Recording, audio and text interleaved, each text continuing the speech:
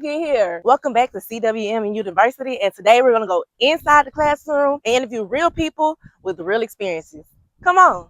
Yeah, you. Come on. I said come on. Welcome back to Inside the Classroom, and today we have Coley, which is a clinical director. How are you doing today? I'm good. How are you? Doing pretty good. We want to get to know some things about Coley and how her job relates back to the classroom inside of a regular educational setting. We know a little bit more about you and your management style as a clinical director, but let's talk more about what do you all offer for the students? Like, how do y'all help them navigate through their diagnosis of autism? One, a lot of our learners, I don't think they know that they have autism. So their parents typically call us school. Are we actually a school? No, not necessarily. We do work on like pre-academic skills. So the skills that most learners will learn from their parents in their day-to-day environments, we start to teach those things Like, in our environment. How a lot of learners are learning their ABCs before they get into school, or they're learning to write their name and they're learning to recognize their name. We'll start to do those type of academic tasks, answering basic questions like, what's your name? How old are you? We work on those things. Outside of those things that we work on, we also work on them being able to go to the bathroom. So toilet training, which is an important skill for them to be able to have. Yes. To go to schools or daycares or pre-K classroom. We work on them being able to wash their hands, brush their teeth, dress themselves. So a lot of the skills that a lot of people take for granted of being able to teach easily, we end up having to actually take those skills, break them into smaller steps, and teach them step by step for our learners. On top of those things, we also work on communications, being able to ask for their needs, their wants, for them to say no, I don't want that. No, I don't need that as well. What type of communication devices or skills would you provide for them that maybe somebody who's deemed to be normal functioning wouldn't have? A PECS book. So that's just a picture exchange communication system. So they have little picture cards that they pull out of a booklet and hand to somebody. So then they look at it and they see what's on there, and that's how they tell you they want that thing. Or if they're non-vocal, we will use a communication device or a augmentative communication system, which generates a speech output for the learners. So they don't necessarily have a way of saying it from their own mouths, but they have a way of saying it from a tablet. So like the iPads or things like that. Yep. Those are apps? Yes, it is a communication app that you can download on just about any tablet. I see them mostly on Apple tablets. Truthfully, there's a variety of them. It just depends on the learner's abilities, but they are all set up very similar, that in the way in which you teach how to use it, it just generalizes to all other applications that they can. What do you call that? Just a communication app, or what do you call it specifically? It depends. Everyone calls it something different. The actual name for the app is just a speech generating device. So it puts out some sort of input or output for the learners to be able to communicate what they want. As far as how people reference it and what they call it for the learner, that just varies. Okay. So a speech communication device. Let me know in the comments if you heard about that, if there's some good ones out there to use for students to communicate when they are nonverbal. Let us know in the comments. Also, one thing I did not ask, what's the age ranges of your students? We currently work with pediatric kids, so that can go up to 18 years of age. Our age range right now is 2 to 10. So it's still a big gap from a 2-year-old, what you can do, to a 10-year-old. I mean, granted, I know sometimes it could be maybe a 10-year-old may be on that level that's way lower than what their actual age is. But 10 to 2, it's a lot of learning going on there. Okay, so all of the good work that you do at your clinic affects general education. Usually on my channel and series, I've interviewed general ed principals, general ed teachers, anybody that's affecting the general ed staff. What do you do? How does that affect what happens in general education? So we start with trying to get them used to sitting in the classroom setting. So sitting at a table for longer duration. When you are in a classroom, on average, how long would you say students would be sitting? Too long. Need to let them get up and move around. So we work on getting them to sit for longer durations. Are they going to sit for the entirety of the class like most kids would? No. But can they sit at least while the teacher's up talking, and then maybe get up when it's time to do those independent tasks, when they're doing their worksheets or when they're doing their actual assignments? That's different. So we try to work on them being able to get into that routine of like, okay, you come in, you put your backpack away, you do this, you do that, get into that routine. We do a circle time. A lot of our learners go to circle time because that is something that schools still do. Yes. And so they need to be able to sit in a specific spot and stay in that spot. Now, will they wiggle in that spot? Yes. Are they going to sit still? Absolutely not. But will they stay in this general, I say, like, this is your place and this is where I need you to kind of be? Will they sit there? Yes, because we are working on teaching them those things. Yeah, I use timers. What kind of? We use timers, both just like a digital one, a visual one where like they can see the time like tick down. We use boards. So like first you do this, then you do that. Where it's like we use visual schedules. So like this is what your day is going to look like. You can those move visual those reminders pieces over.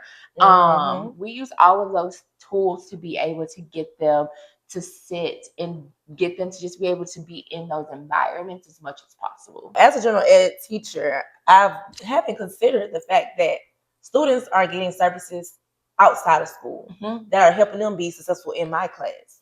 So what you're doing is very important for those students to be successful. Yes. I'm teaching you, like, we're going to do this in this setting because eventually I want you to be able to go to school and do that. I want you to be successful at school. And I don't want it to be the first time you see it and freak out.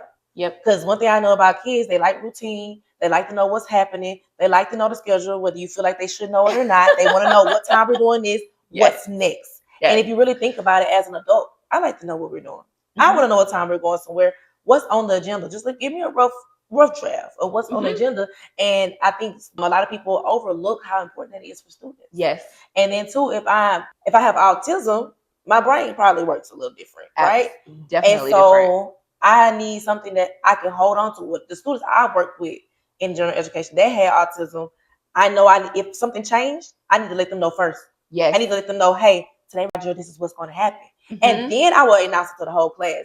Because I knew how important it was for them not to get nervous or and then start having behaviors. And that small moment of you being like, hey, today we're going to have a fire drill. It's going to be loud. This is going to happen about this time. That lets them know, and that gives their brain time to process all of that versus happening in the moment. Once you sound off the fire drill and they start to hear all of that stuff, they're not ready for it. So now you are having to combat their fight or flight, which is now a lot harder. They're running out of hallway, and my class supposed to be going right. So what I'm supposed to do? I gotta get somebody on the radio. Hey, we have a runner. And it was my fault because I didn't warn them. And that small warning or that small change in routine, you being able to be like, hey, this is what's happening, gives them, like I said, enough time to process, but also lets them be able to like follow your lead now. You told them, hey, I'm not trying to throw your routine off. I'm not trying to throw you a curveball. And yes, sometimes changes in routines you're going to have to just do. They're going to have to just deal with it. We work on that. We work on, if you are so very heavy routine and restrictive is what we call it, we will intentionally change your routine up, but we are also prepared for everything that's going to come with us intentionally making that change. So like it will be intentional. You may be used to having therapist A when you first come in at 9 a.m., but instead of you having therapist A, now you have therapist B. And that small switch up, we have to be prepared for because you were coming in thinking, oh, I know who I'm going to see. You don't have that person. Now you have to actually be like, okay, I can do this. Everything else is still going to go as planned. You're just going to be doing it with a different person. And I'm prepping you for that so your mind can be ready. So and that's like, say you were out as the teacher was out and now you got a substitute. And if they don't know, if they don't know that sub's coming, like, where's my teacher? Oh, they're going to freak out. Because like what happened to you? Because the kids will kill you off. They'll think you're dead. And they'll say, she must have died. Because there's no way she didn't come. She's not here and she didn't tell me or she didn't leave a note on the board or something. And that's where you're giving them that small little prep piece. Parents, even with parents, you may go after school, like a parent leaves school and they go straight to the park every day. Well, you need to run by the bank first. Like you need to tell them that in the morning. Like, hey, when you get out of school today, we're going to the bank before we go to the park. So now when they get in the car, they're like, oh, we're going to the bank first. And you can be like, yes, we are going to the bank. And then we're going to the park. Helps regulate their nervous system. And absolutely, especially when you use certain things going certain ways or eating certain things, if something changes, I need to know. So be considerate of your students because just as an adult, I want to know. So think about that for your students as well, especially when you have those students who have those 504 plans or IEP plans. Don't think, I know it's a lot of work and I know that it can be overwhelming at times, but just do your best to be considerate of those students so you can have a good day and they can have a good day. Yep. Now, I know that a lot of people have assumptions about kids that's on the spectrum, what you hear in the news, what you hear on TV, what you see on social media. So what are some things that other people to know about children on the spectrum that you might see this, you might hear this, but it's not necessarily true, or that you hope, that you wish people wouldn't have those type of assumptions because you work with them every day, you see some things that you know about it? The first thing that comes to my mind when you ask that is that kids on the spectrum don't like physical contact. That is by far that's a good one. The biggest myth. Do they not like physical contact in the way that like most people would normally do it? Yes. However, I cannot tell you how many times one of my learners will come just climb in my lap and just ball up, like feet, everything just in a ball in my lap and like arms wrapped around them. They are just in their happy place, just so content. The second thing that comes to my mind is stimming. That stimming is so bad. Yeah. Them hand flapping or their excitement, how they like get all of that out of their body is like something that you need to stop. It shouldn't happen. That is a very, very big misconception. Stimming is natural. We all do it, right? Yes, I shake my leg. I shake my leg. You shake your leg. Got it bad. It's a common thing for me. Clicking your pen, twirling your hair. That's a big one that I see is people like doing this motion. That is a stim. All of those things are stims. The difference is ours are smaller. Theirs are bigger. So people are like, no, they shouldn't do that. Like, stop that. Wearing headphones. Most of the time when they have headphones on, they're over the ears. They're noise canceling. That means they just don't want to hear everything because everything is a lot louder for them. I might need some headphones, so sometimes I don't want to hear it. But it's louder. It's overwhelming. It's a lot louder for them. It's louder for them. Yep. The way in which their neurons fire and like the way in which like their brain processes sound, it's painful sometimes. We don't think about that. So like the things that I think about when I see a lot of kids out in like the public setting that are actually on the spectrum and I can see it, those like things that their parents have accommodated them for. The things that you're like, oh, they need to sit down and not have their iPad at the table. They probably can't sit through a meal because once they finish eating, they're ready to go. But you are still eating and they now have to wait 20 more minutes. So like those accommodations are fine. Also like another couple of misconceptions like eye contact and yes, those are things that we look for when we diagnose. Like, can you give me eye contact? But can I hold eye contact with you? Yes. But am I looking at a lot of things in this one view when I'm holding eye contact? Yes. Yes, that's they're processing a lot of things. I think about that. Too much. They could be processing like there's a window right here, okay? Yep. So I'm looking at her, but I'm also looking at leaves go around. They probably like, wait a minute, why is that leaf back over there blowing? Yep. I'd rather look at that than look at you. But that doesn't mean they're not attending. Yeah. Also, assume competence. Like that's my biggest one is to end it on is make sure that we are assuming competence. Just because they are non-verbal, non-speaking does not mean that they're non-hearing, non-understanding. You have to talk to them like they're slow. Yes. You can talk to them like you would talk to anybody else. It may take them a minute to respond or give something back to you, but that doesn't mean that they're not understanding. Yeah. Always assume that they be considerate, know what you're talking about and what you're doing. I totally agree with you because you'll sit there and talk to them really slow and they'll be looking at you like, why are you talking to me like that? I get it. I just give me time to process. Or if they do it back to you and you don't like it. Now you mad. They will do it back to you. I'm just copying your speech pattern. Yep. Now you're mad at me. And now you're like, why are you talking like that? Well, why were you talking like that? Don't do it. That's funny. Yes. Just they're normal human beings. They just process things a little differently. They are very normal. So treat them as such. Yes. They are everything that we are in every way. The way in which they see the world is just different. And no one is here to say that they're different is problematic. I'm glad that you sat down with me today and we're able to educate our viewers on autism and how they're getting the help that they need. And you being a clinical director, and you've been from boots on the ground to clinical director, so you've seen it all. Yes. So now we're to the point where we're going to do Would You Rather. Okay? How this works is I'm going to ask you a question. Would you rather do this or that? Okay. You need to tell me what you rather do. Okay. And then if I disagree or anything, like the matters, I don't want you to change your answer or anything, but I'm going to let you know, like, why would you do that? Okay? All right. So here we go. First question. Would you rather have to sing everything you say or dance everywhere you go? Dance everywhere I go. Why would you dance everywhere you go? I talk a lot during the day. So I think that a lot of people will be like, please stop singing. You're so considerate. You think, maybe they don't want to hear me sing. I can't sing. I can't dance either. But I think at least dancing, it would be a little bit funnier. Give people the entertainment. Something to look at. But singing, you like, nah. No. That's funny. Okay, next one. Would you rather always have to whisper or always have to shout? Whisper. I would rather always have to whisper. I hate listening to people whisper. Me too. I hate it. But why would you want to whisper? Because it just pisses people off. Like, just rage baiting for no reason.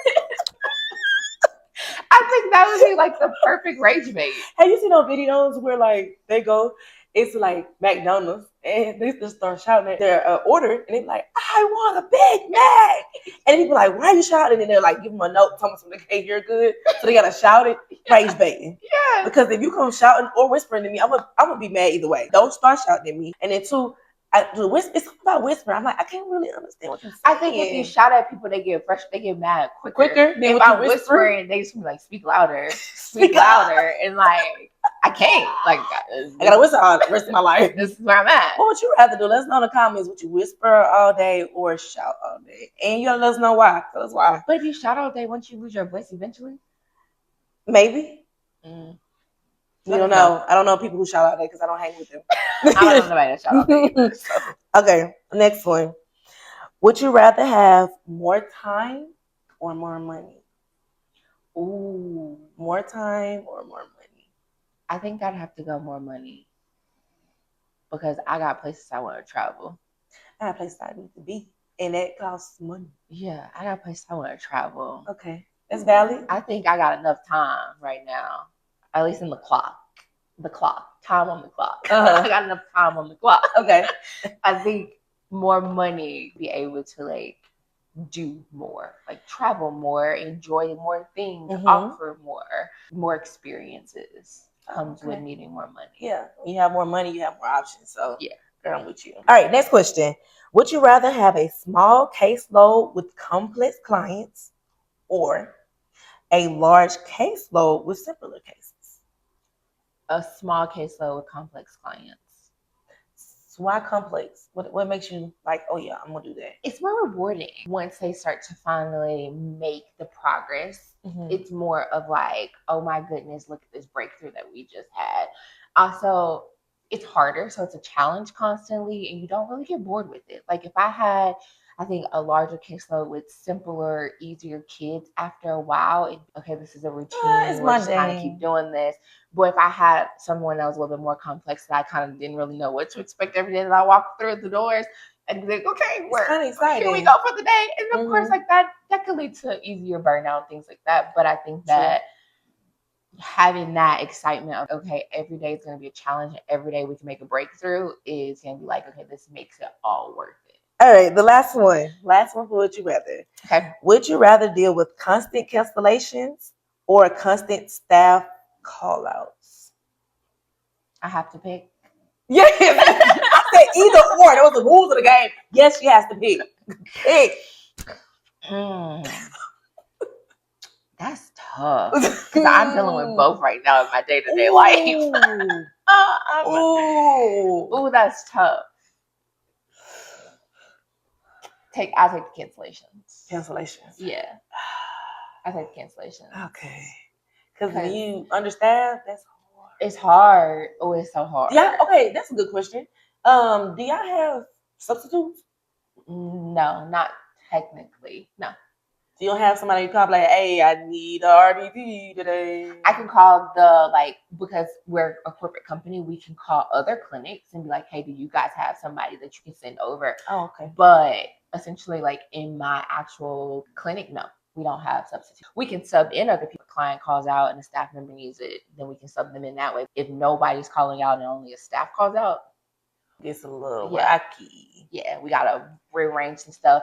Might throw in some of the BCBAs. I've jumped in and done direct you have to go time with the clients and like been boots to ground, like running around the gym, running through the hallways, all that stuff with these clients. And like sometimes you just gotta do what you gotta do. If they need services and you know you can provide quality care, just keep going.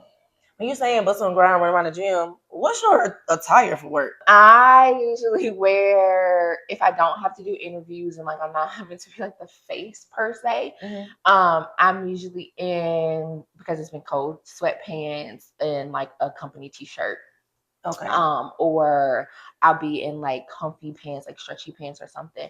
Our staff typically they can wear like scrubs, leggings, closed-toe shoes, and t-shirts because they are literally gotta move around. Moving you constantly. Might have to go catch a runner. So a little bit less professional than what most people are used to. Like teachers, you're typically dressed a little bit more professional, but us not so much when we're directly in the clinic with the client. Because your job calls for that. You need to be able to get on the ground, sit with them. And if you got a problem with those clothes getting dirty, you probably shouldn't put them on that day, because I've come home with paint stains on plenty of things that I was like, oh, that was our day today. Like, good thing these are work pants. Right. I'm not going to wear them out to a nice dinner. Nope. If you had to go back to Coley right before she started teaching in that preschool class, knowing that she's going to end up being a clinical director, what would you tell her to help her journey be a little easier? I think I'd say breathe and trust the process. Breathe? Because I panicked a lot in my like mid-20s. What am I supposed to be doing? Like, I'm supposed to have my life figured out. Like, I'm supposed to have this, I'm supposed to have that, which was never really things that I actually thought I was supposed to have. Just like felt like society was telling you that's what you're supposed to be. So I just felt like to breathe. Remember to breathe and trust the process, because at the end of the day is going to end and you're going to end up where you need to be. At the end of the day, that's the only thing I can guarantee you. The day gonna end, and you're gonna end up where you need to be. Yeah, like, so breathe. Yeah, so just breathe. I love it. Love it. Yep. All right. Well, thank you so much for taking time out your day to interview with me. I have learned a lot. I hope the viewers out there have learned a lot. Is there anything else that you want to say before we close this out? One, thank you for having me. Thank you for interviewing me, sharing a little bit about what I do. Things that I would just say at the end is just, when you see a kid who seems a little bit different than the kids that you normally see, just smile. That's it. Just flash a smile at that parent, because that parent is probably having a tougher day than you realize. So just smile and look away. Don't stare. Don't make it awkward. Yeah. And happy Autism Awareness Month. Yes, happy Autism Awareness Month. Wear something blue. Go ahead and give this video a thumbs up. Subscribe if you haven't subscribed. Leave us a comment in the comment section. And you already know. Until next time.